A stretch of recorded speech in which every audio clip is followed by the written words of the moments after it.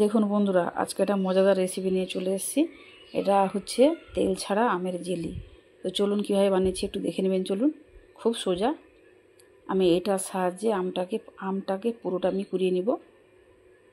এইভাবে কিন্তু চারদিকে ঘষে ঘষে আমি কুড়াবো। এখানে আমি একটা আম নিয়েছি, আপনারা চাইলে কিন্তু বেশি আম নিতে পারেন। খুব দারুণ হয় কিন্তু, মানে যে ঝাল ঝাল খাবেন বা মিষ্টি খাবেন, খুব দুর্দান্ত হয়। কীভাবে বানাচ্ছি একটু চলুন দেখবেন।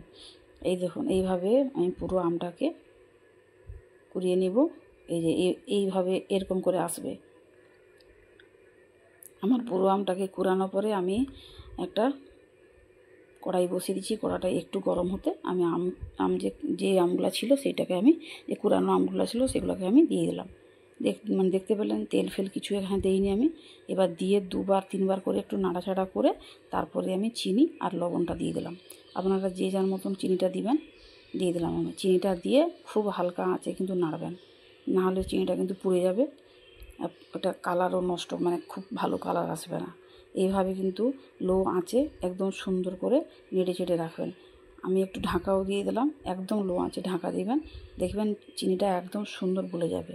দেখতে পাচ্ছেন আমি এই পর্যায়ে কী করলাম না, কাজু দিয়ে দিলাম, কাজু বলছি, এলাচ দিয়ে দিলাম। এলাচটা দিয়ে আমি একটু কালার করব, তার জন্য একটু কাশ্মীরি লঙ্কা গুঁড়ো দিলাম। যদি কেউ ঝাল খেতে চান তাহলে একটু ঝাল লঙ্কার গুঁড়োটা দিয়ে দেবেন। আমাদের ঝালটা পছন্দ না। এইভাবে করে নাড়াচাড়া করে, দেখতে পাচ্ছেন কালারটা কিন্তু দারুণ আসবে। এবারে আমি এইভাবে করে,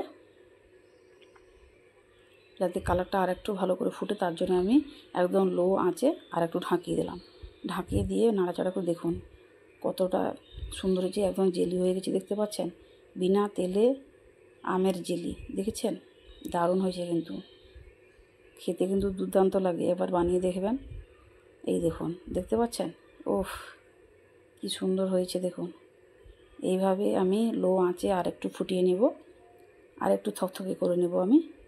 এটাকে যখন কিছুক্ষণ রেখে দিবেন না, তখন কিন্তু কালারটা আরও দুর্দান্ত আসবে, দারুণ কালারটা আসবে। একদম কম খরচে, কিছুই লাগে না এখানে বলতে গেলে। সুন্দর আমের জেলি চাটনি আপনারা বানিয়ে নেবেন, একবার ট্রাই করবেন।